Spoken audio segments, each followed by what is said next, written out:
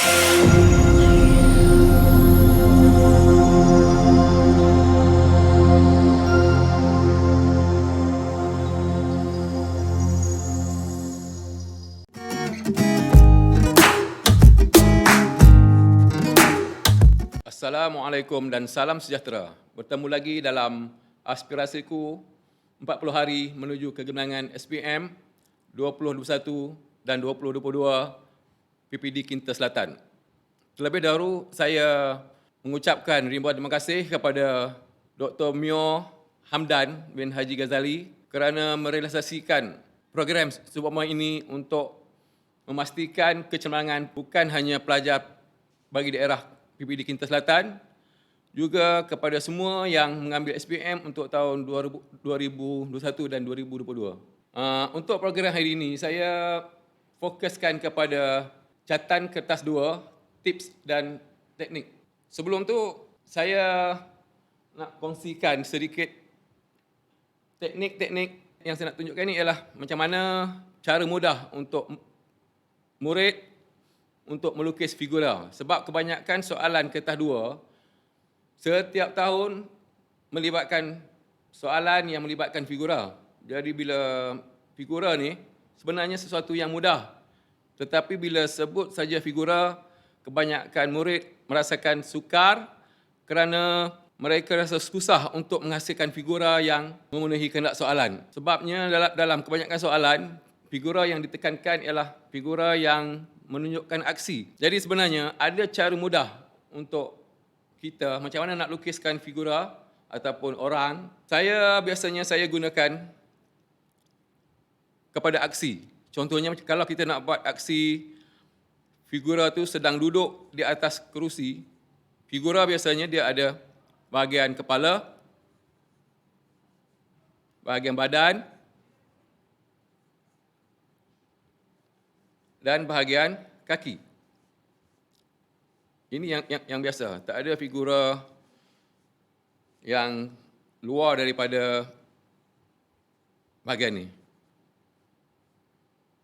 Ini figura sedang berdiri menyeluk poket ke.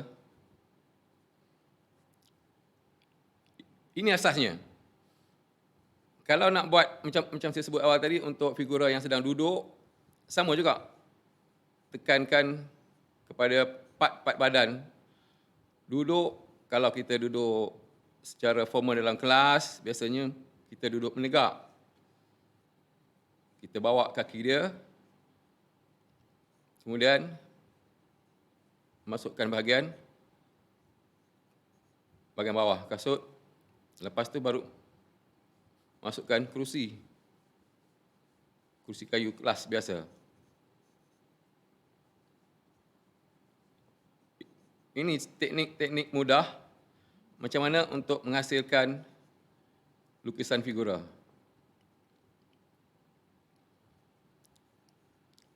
Sebenarnya tak perlukan detail. Tak perlukan detail untuk figura ni sebabnya nanti kita akan detailkan dengan penggunaan warna dan juga kalau gunakan pensel, kita akan tekankan kepada tone dan pencahayaan. Contohnya satu lagi, kalau figura sedang berjalan pun sama. Konsep dia tetap sama. Sama ada tepi ataupun depan. Sekarang saya nak buat dia berjalan dari arah tepi, sisi. Satu tangan biasanya ke depan dan satu lagi ke belakang. Tak ada orang yang jalan, tangan dia dua ke depan ataupun dua belakang serentak.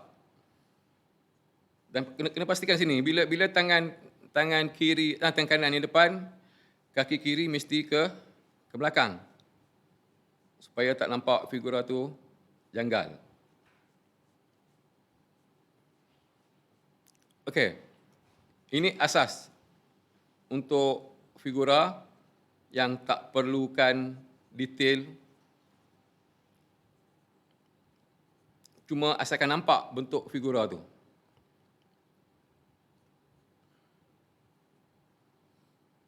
Okey. Ini tips mudah yang saya kongsikan, dan seterusnya saya nak beralih kepada kita punya main tunjuk cara, iaitu catatan cat air. Sebelum kita terus kepada catatan cat air, saya lebih suka kita kenal dulu apa yang diperlukan oleh murid sekiranya memilih catatan cat air untuk penghasilan karya ataupun untuk menjawab soalan kertas 2. Sekiranya memilih cat air ataupun cat poster sekalipun, antara benda yang perlu murid sediakan selain daripada set brus, yang paling penting ialah mesti ada 2 bekas air. Ini saya potong botol untuk dijadikan bekas air. 2 bekas air tujuannya, satu untuk mencampur warna, yang keduanya untuk mencuci brus. Kalau hanya satu, bimbang nanti air akan cepat rosak. Jadi bila kita campur warna pun tak akan dapat warna yang kita nak. Yang keduanya ialah seelok-eloknya ada kain buruk. Tapi hari ini saya bawa tisu untuk menjimatkan ruang, sebab ruang terhad ni. Dan yang paling utama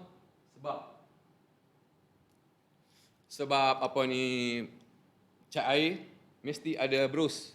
Dan untuk brus ni biasanya saya sediakan 3 jenis brus.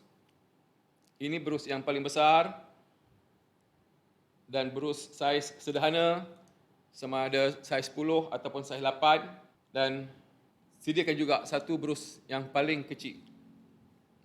Cuma kalau gunakan brus besar lembut macam ni, juga dipanggil Chinese brush, dia lebih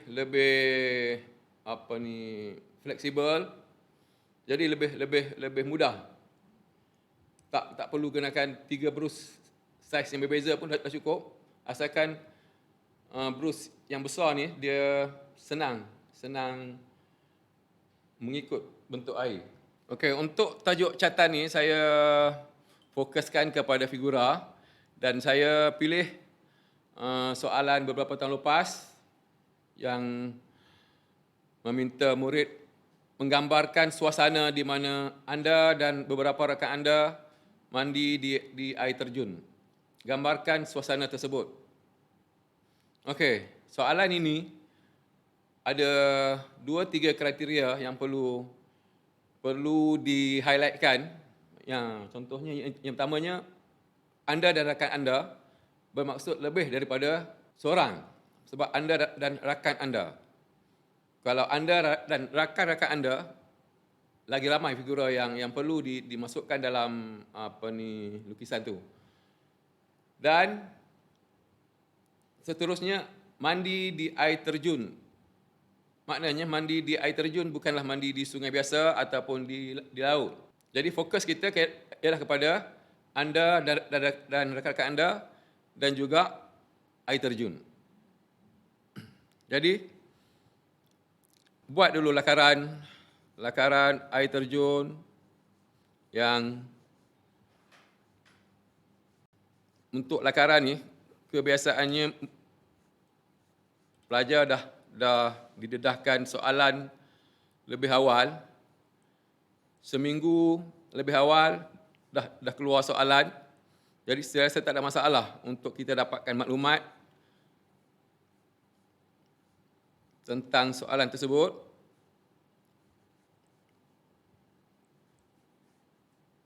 Saya cuba buat gambaran yang sesimple yang mungkin untuk air terjun ni. Air terjun biasanya terdiri daripada batuan-batuan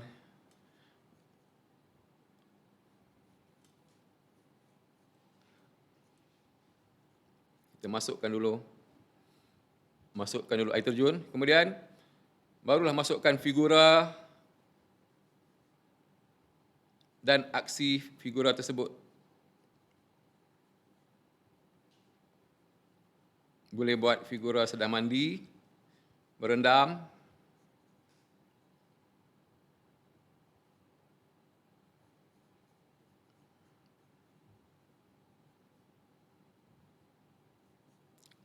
tengok bentuk figura yang saya hasilkan adalah nampak mudah, simple. Dan kalau boleh cubalah gunakan sekurang-kurangnya 20 hingga 30 minit untuk menghasilkan lakaran. Sebabnya untuk ketah dua ni, pelajar diuntukkan selama 3 jam. 3 jam tu suatu masa yang kalau digunakan sepenuh-penuhnya, sebuah lukisan yang bagus dapat dihasilkan. Cuma kelebihan pelajar sekarang ni, awak boleh dapatkan seberapa banyak contoh daripada internet, daripada majalah, banyak sumber yang boleh. Cuma kalau boleh, semasa hari peperiksaan, tolonglah jangan gunakan sepenuhnya ataupun gunakan 100%, 100% contoh-contoh yang tersebar di media sosial, sama ada Facebook ke, Instagram ke. Kalau boleh, cuba gunakan idea sendiri. Okay, ini lakaran yang saya hasilkan. Dan kita bahagikan kepada 3 bahagian utama untuk catatan ni. Ini bahagian paling belakang, dan ini bahagian tengah, dan ini bahagian paling depan. Okey. Jadi bila mewarna pastikan bahagian yang kita mulakan dulu ialah bahagian background, paling belakang. Jangan sesekali warnakan bahagian yang depan, paling depan. Sebabnya nanti kalau kita warnakan bahagian ini, bahagian paling depan, dah siap, kita baru warnakan background. Kadang-kadang warna background ni dia akan mengganggu warna yang paling depan. Yang keduanya, bila kita warnakan paling depan, kadang-kadang bila dah siap nanti, warna background ni akan jadi lebih menonjol daripada bahagian depan. Jadi kalau boleh, cuba elakkan mewarna bahagian paling hadapan dulu. Seterusnya kita pergi kepada bahagian warna ni. Saya lebih suka murid gunakan palet sendiri ataupun bekas warna sendiri. Dan kalau boleh, cubalah sediakan bekas warna yang sekurang-kurangnya ada bahagian yang terpisah antara bahagian bancuhan dan juga bahagian warna. Kalau boleh, janganlah beli yang 50 sen tu. Nampak sangat laihnya. Okey. Untuk warna, cuba juga asingkan warna sejuk dan juga warna panas. Warna sejuk contohnya sini warna biru, berbagai warna biru. Kemudian yang bawah ni saya jarang guna sebab saya letak di bawah. Ini ada hijau, kemudian purple. Kemudian bahagian sini ialah warna-warna panas. Lemon yellow, bright yellow, kemudian orange. Tujuannya supaya kita senang untuk memilih bila kita nak guna warna ni. Dan kalau boleh, paling penting warna ni, kalau boleh, cubalah untuk SPM ni korbankan sikit, gunalah warna yang agak berkualiti, dan kebiasaannya yang banyak diguna ialah warna alfa ataupun ada juga sebut artis. Dan saya pernah guna antaranya warna meris untuk watercolor. Dan saya dapati kesan meris dan juga alfa ni dia hampir sama. Cuma kadang-kadang kalau kertas tu lebih bagus, antara dua tu memang sesuai. Okey. Seterusnya, bila macam saya sebut tadi, untuk permulaan, untuk proses mewarna, pastikan dulu warnakan bahagian background ya. Background ni.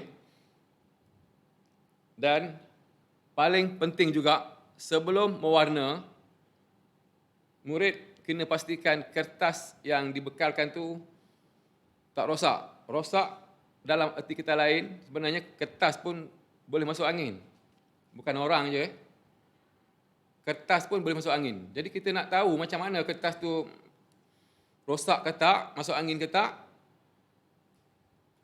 Cara dia hanya gunakan air. Gunakan air, basahkan kertas tu sikit. Kebiasaannya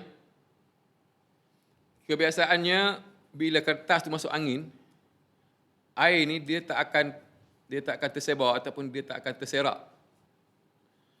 Dia akan tinggalkan satu bekas, satu titik macam air itu akan keluar. Akan tembus pada kertas tu.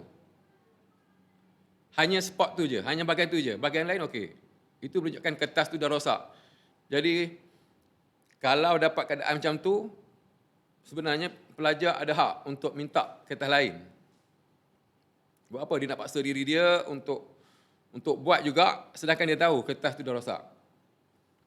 Jadi untuk background ni, untuk latar belakang ni, sebab air terjun biasanya berada di kawasan hutan, jadi warna yang lebih sesuai, warna-warna yang menunjukkan kehijauan,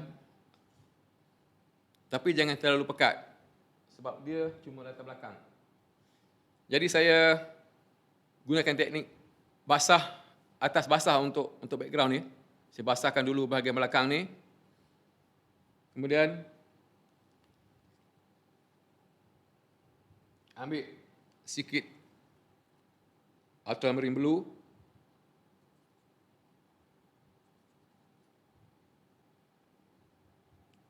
Campurkan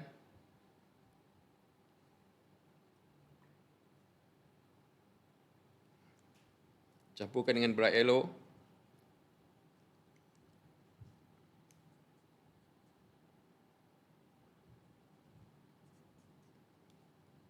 Terus sapukan ke bahagian belakang ni. Wujudkan satu keadaan di mana nampak seakan jauh ke belakang.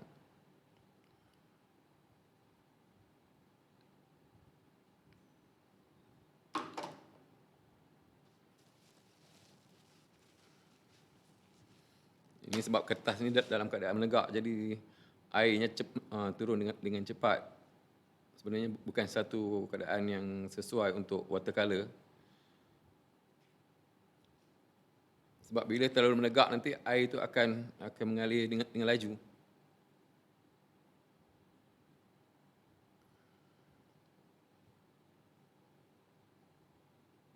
Okey. Jangan habiskan masa yang lama untuk background. Sekadar nampakkan kehijauan, hutan-hutan. Langkah yang seterusnya, boleh mula mewarnakan batu-batu. Saya lebih suka gunakan warna campuran. Batu-batu ni pun dia ada dua lapisan batu. Satu batu yang jauh ke belakang dan satu yang depan ni. Jadi kita warnakan dulu bahagian yang jauh ke belakang tu.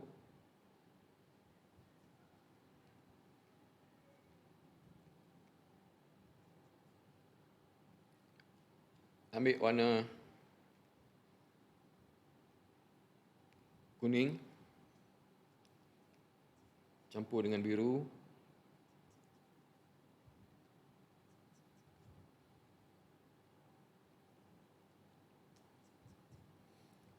Sapuan untuk watercolor, untuk warna air, catatan cat air ni tak perlu pekat.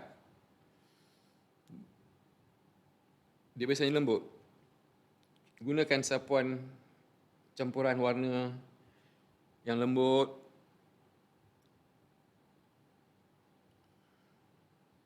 Sebab dia ada rahsia di situ, ada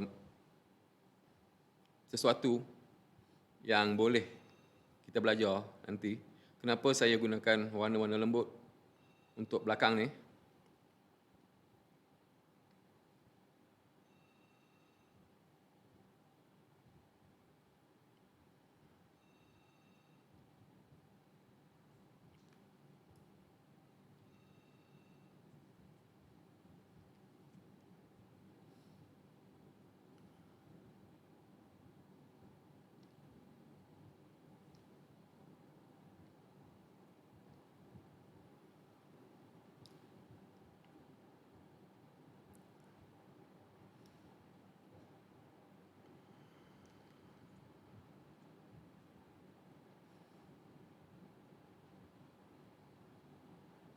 Cuba wujudkan batu-batu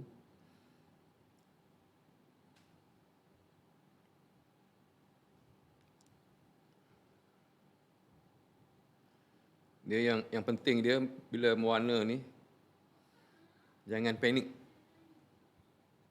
sebab kadang-kadang kita rasa kita dah buat salah, tak mengikut apa yang kita rancang awal. Cuma jangan panik, teruskan buat.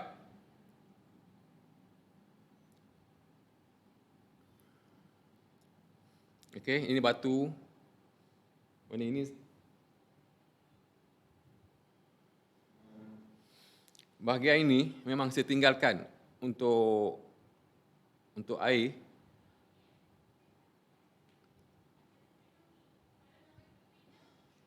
Yang cerah ni saya memang tinggalkan untuk air sebabnya untuk menimbulkan kesan cahaya pada air.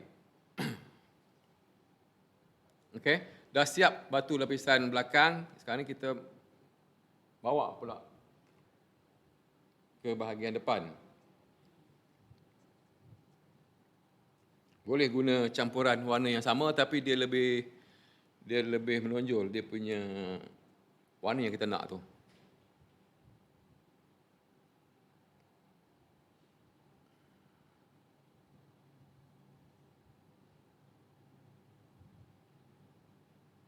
Sini ada batu besar.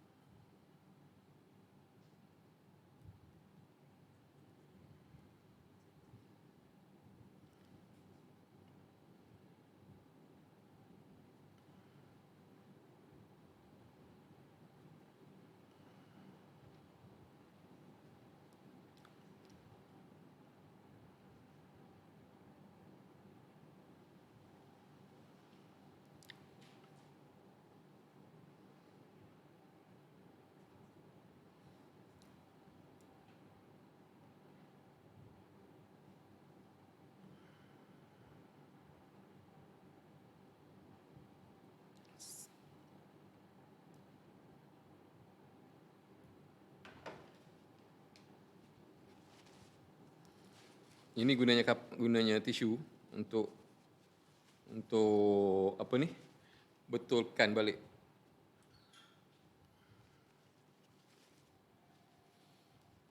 Okey, jadi dah hampir 60% diwarnakan.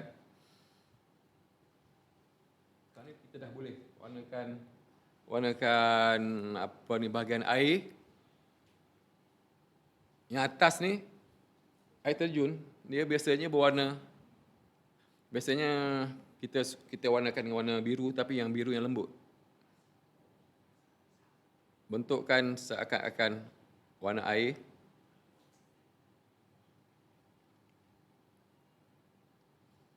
Yang ini pun sama ya, depan ni.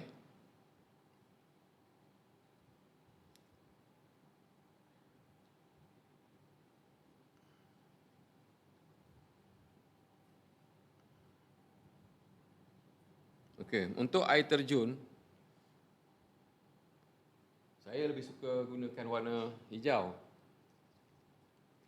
Sebabnya warna air ni dia mengikut persekitaran. Jadi diwarnakan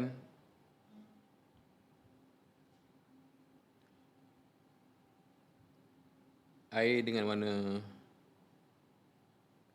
kehijauan.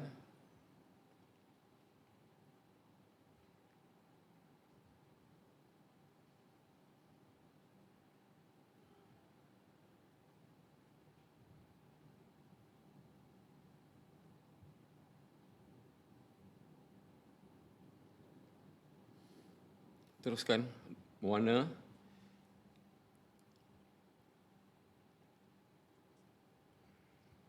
Untuk warna hijau, warna yang asas, warna biru dan juga warna kuning.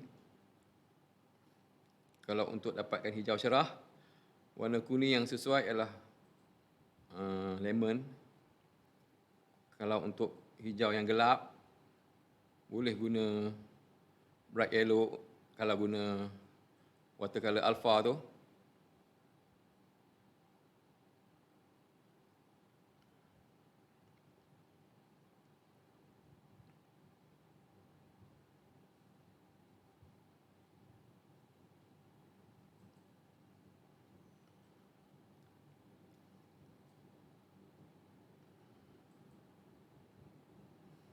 Okey, tadi saya kata tadi ada kaedah tertentu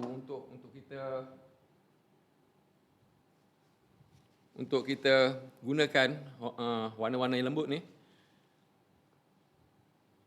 Contohnya di sini, kalau nak timbulkan efek air terjun, basahkan berus, keringkan, lepas tu cuci balik. Cuci balik bahagian yang air terjun tu. Jadi dia akan tinggalkan efek putih di situ. Dia akan tinggalkan tumpuk-tumpuk seakan-akan air terjun.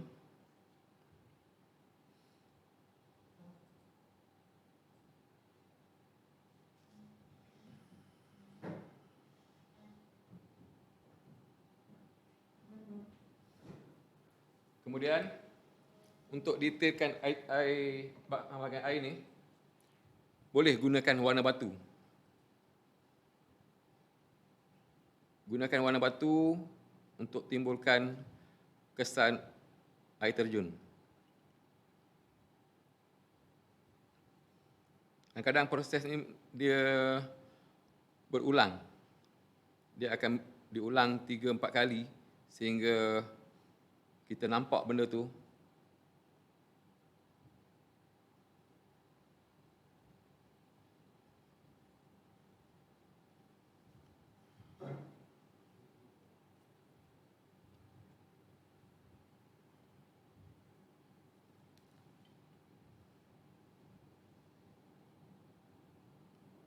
Warna yang sama saya sapukan berulang-ulang.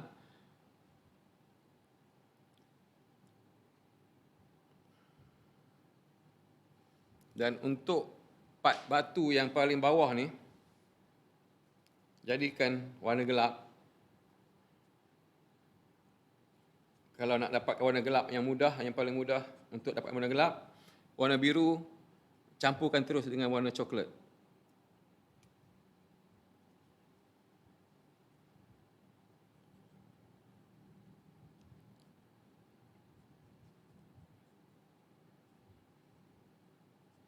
Bila biru dicampurkan dengan warna coklat, kita akan dapat warna yang gelap. Dan highlightkan di bawah ni.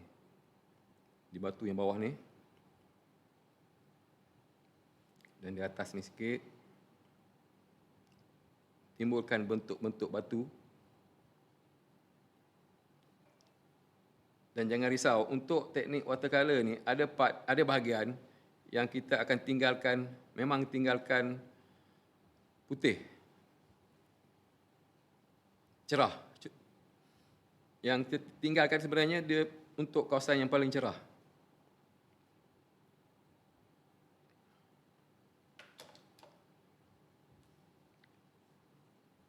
Kemudian, okey, sekarang ni kita dah warnakan hampir keseluruhan gambar kita.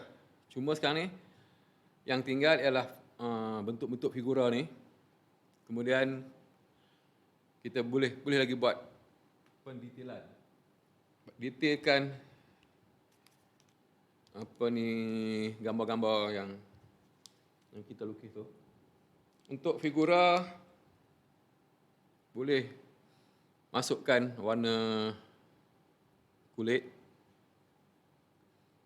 Sebab tu di awal tadi saya dah beritahu, untuk figura dalam kertas 2 ni sebenarnya tak adalah perlu sangat teliti, detail untuk figura tu, asalkan nampak dia punya figura tu dan juga aksi figura tersebut, aksi orang tu. Contohnya sini saya buat kebiasaan oleh kanak-kanak bila mandi dia akan terjun tiruk ke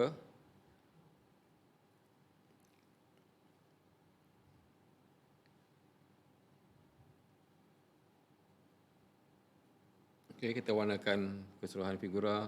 Boleh guna warna yang sama. Kalau nak cerah sikit, warna yang ada tu tambahkan dengan kuning. Masukkan warna kuning untuk warna kulit.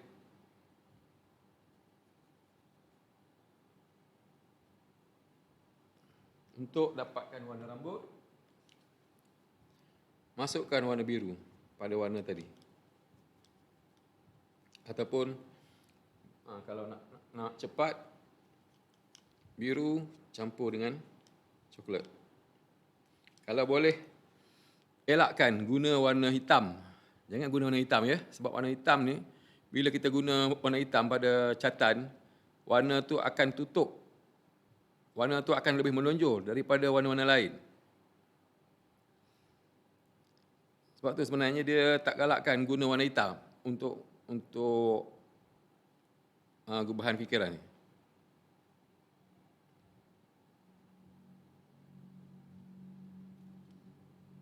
Bila kita dah masukkan warna hitam untuk warna gelap untuk rambut ni, secara tak langsung dah timbul figura tu.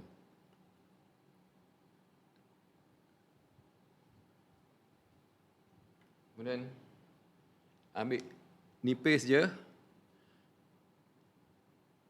untuk timbulkan mata dia. Warna yang sama.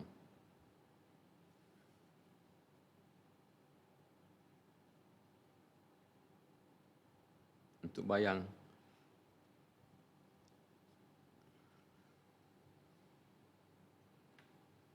Kemudian warnakan baju.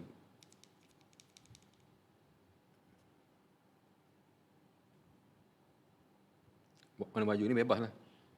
Nak guna warna apa pun tak apa. Baju dia tak ada warna yang tetap. Mesti pakai baju biru. Mesti pakai baju merah.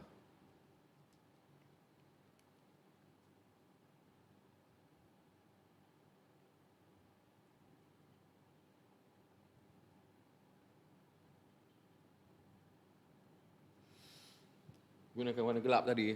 Warna gelap untuk rambut tadi boleh masukkan ini. Ini dah masuk dikirakan sebagai detail. Bahagian pendetailan.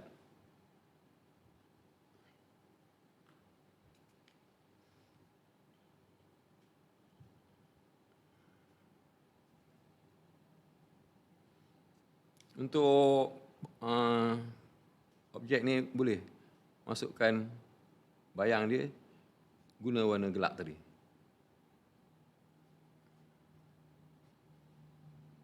Nampak aksi dia sedang melompat.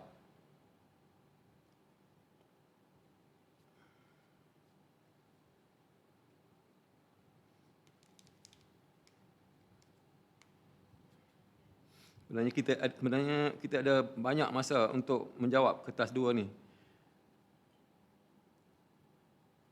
Jadi cubalah guna sepenuh-penuhnya, sebaik mungkin.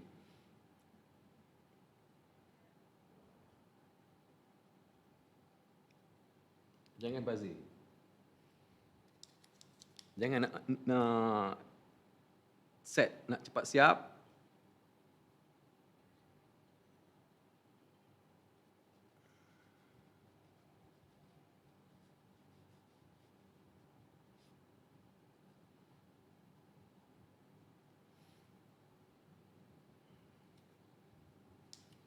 Kemudian masukkan efek kesan air.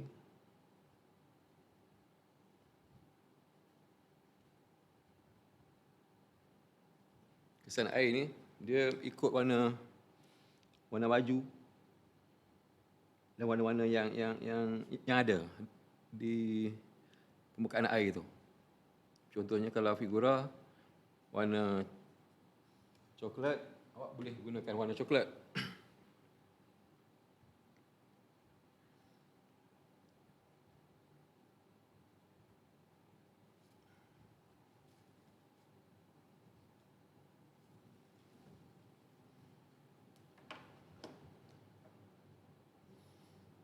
Okey, kita dah masukkan figura, dah masukkan warna-warna batu. Maknanya kita punya lukisan ni dah komplit, dah keseluruhannya diwarnakan. Yang lebih pentingnya ialah detailkan lagi gambar-gambar lakaran yang kita buat ni. Timbulkan kalau batu, seboleh-bolehnya timbulkan batu. Bahagian bawah batu ni saya suka gunakan warna gelap.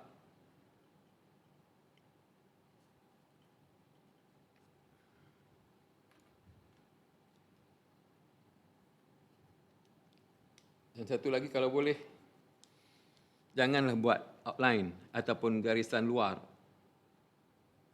Sebab bila dah masukkan outline, itu dah tak dikira sebagai seni halus. Itu dah masuk dalam kategori grafik.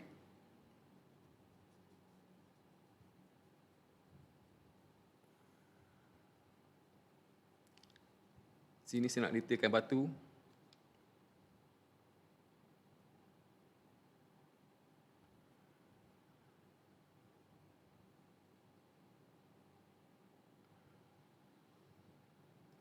Saya gunakan berus yang paling halus.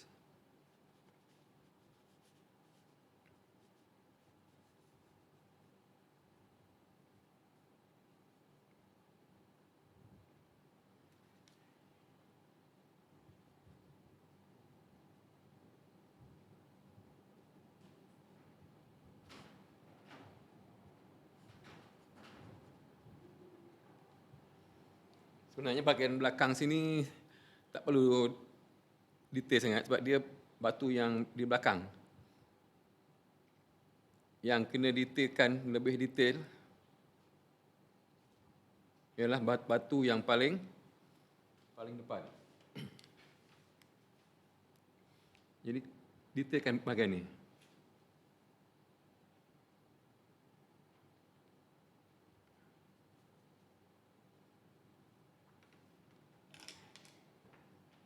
Berus halus tak sesuai, jadi saya tukar kepada berus yang lebih besar, yang saiz 10 tadi tu.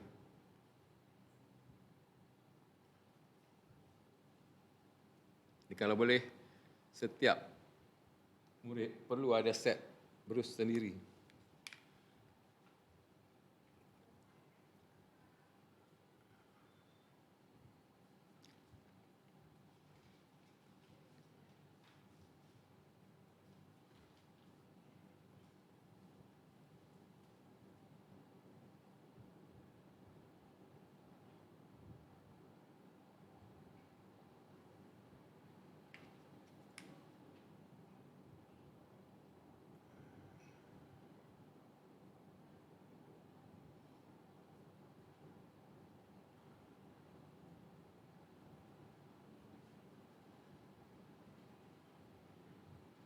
Warnakan warna-warna yang lebih terang untuk bahagian batu yang paling depan ni supaya dia lebih menonjol.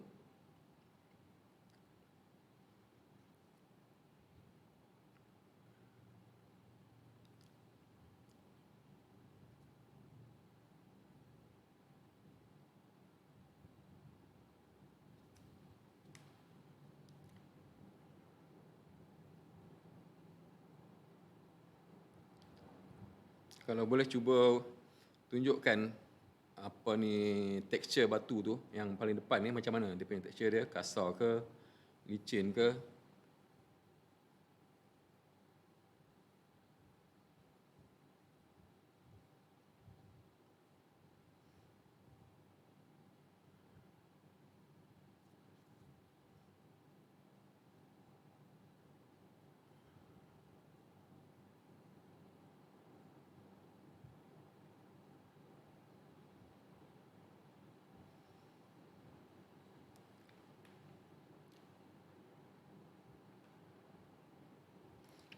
Kadang tisu ni pun boleh digunakan untuk timbulkan tekstur batu ni. Basahkan tisu sikit, kemudian sebelum warna yang kita sapu tadi kering, kita lap pada batu tu.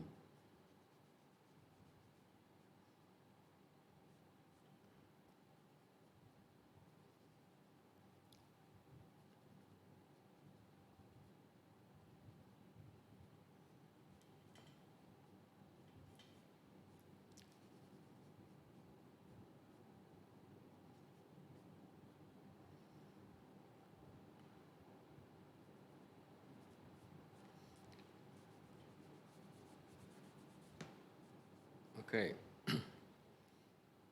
Langkah yang paling akhir,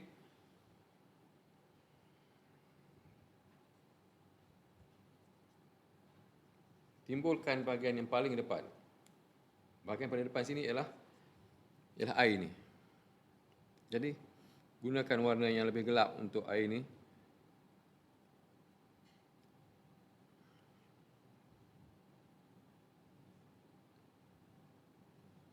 Timbulkan seakan-akan riak air.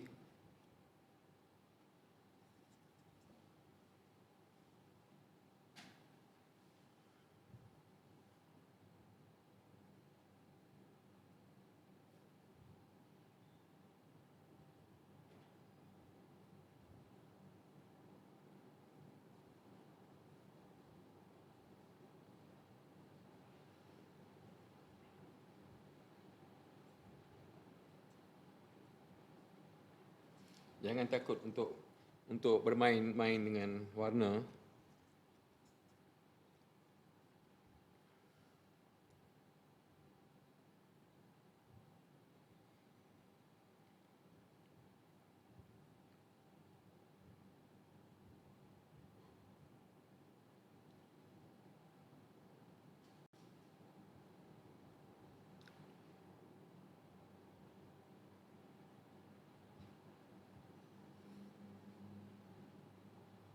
Dah. Dah timbul dah. Bahagian air yang paling depan.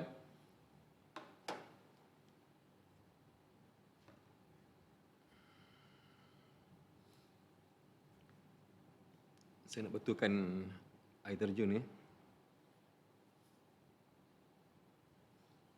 Ini cara dia untuk bila berlaku sesuatu yang tak dijangka.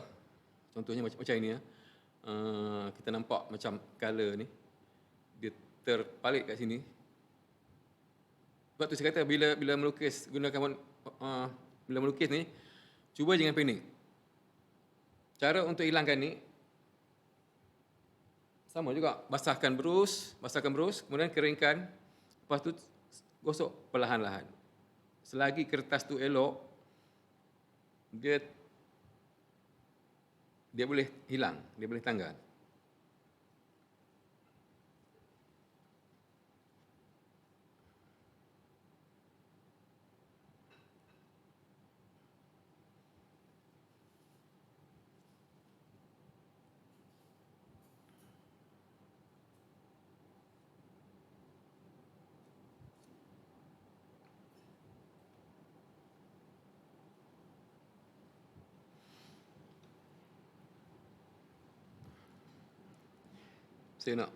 Saya nak wash lagi untuk timbulkan kesan air.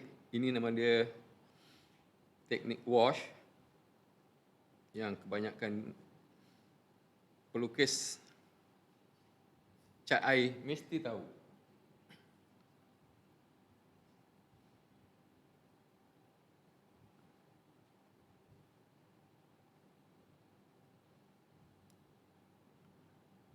Caranya, basahkan berus, keringkan, lepas tu sapu pada bahagian yang kita nak wash tu.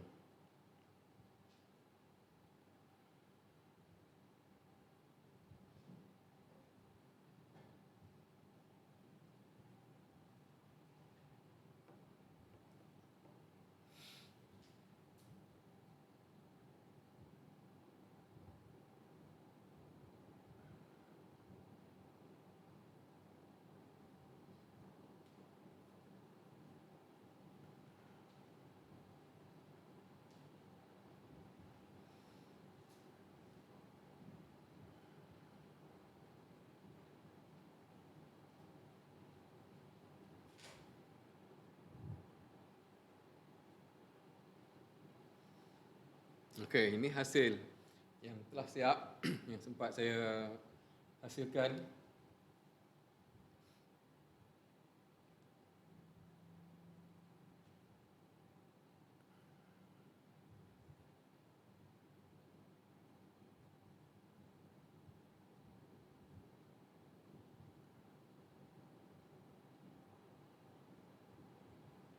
Jadi saya harap sikit banyak perkongsian ini akan membantu murid-murid untuk menghadapi kertas 2 nanti.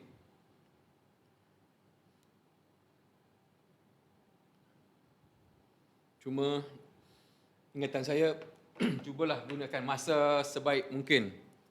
Gunalah sepenuh-penuhnya masa yang ada, 3 jam tu, buat yang terbaik. Okey, saya rasa kita dah sampai ke hampir penghujungnya.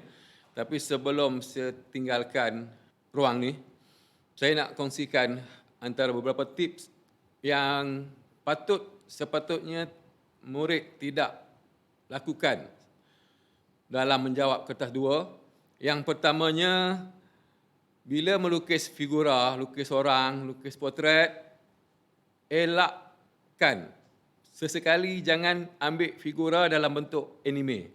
Sebab kebanyakan yang saya jumpa, yang kami cikgu jumpa, murid lebih suka lukis figura tu dalam bentuk anime. Sebenarnya kita tak sedar watak ataupun bentuk figura tu tak menyumbangkan banyak markah. Yang keduanya, jangan sesekali gunakan outline. Outline tu maknanya kita finishing objek dengan buat satu garis, tak kira warna hitam ke, warna putih ke, di sekeliling objek. Itu dah dikira sebagai garisan luar. Sebab kalau kita tengok pun, objek yang sebenar, dia tak ada garisan luar. Tangan kita ni pun, kalau kita tengok, dia tak ada. Sebenarnya tak ada pun warna hitam. Tapi ada murid yang suka, kononnya untuk supaya nampak cantik, nampak kemas dia punya lukisan tu, dia akan buat outline, warna hitam ke, warna putih. Cuba elakkan. Kemudian seterusnya, sebelum menjawab kertas 2 ni, cubalah buat kaji selidik, buat kajian daripada internet, dapatkan contoh-contoh lukisan. Cuba jangan sesekali tiru 100% daripada yang kita jumpa di media sosial. Sebab itu sebenarnya mengganggu pemeriksa untuk bagi markah. Sebab ini yang biasa berlaku. Satu Malaysia dah berpusing dengan lukisan yang sama. Jadi cuba elakkan, sebabnya setiap kita sebenarnya ada keistimewaan sendiri. Jadi yakinlah pada diri sendiri, dan sesungguhnya keyakinan itu penting untuk kita menghadapi SPM. SPM ni bagi saya sebenarnya antara hidup dan mati. Sebab penentu untuk kehidupan akan datang sikit banyak sebenarnya disumbang, ditunjukkan daripada kita punya SPM nanti. Jadi nasihat saya kepada semua calon-calon, cubalah buat sebaik mungkin, berilah yang terbaik untuk SPM, dan anda sebenarnya calon yang bertuah kerana tidak seperti calon lain. Anda 2 tahun untuk menghadapi SPM. Pelajar lain 1 tahun. Jadi awak memang banyak peluang. Gunalah sebaik-baik mungkin. Dan sebagai pengakhir kepada program ni, saya tak lupa juga saya mengucapkan berbanyak terima kasih, jutaan terima kasih kepada Dr. Myo Hamdan bin Haji Ghazali kerana memberi ruang kepada guru-guru untuk menyumbangkan idea yang semampu kami. Ada yang terakhir sebagai galakkan bantuan kepada semua murid, dan tak lupa juga kepada pegawai PPD Kinta Selatan, dan untuk akhirnya saya tak lupa mengucapkan terima kasih kepada semua yang terlibat bagi mewujudkan program Aspirasiku 40 Hari Menuju Kegemilangan PM 2021-2022 yang diterajui oleh Pejabat Pendidikan Daerah Kinta Selatan. Sekian, terima kasih.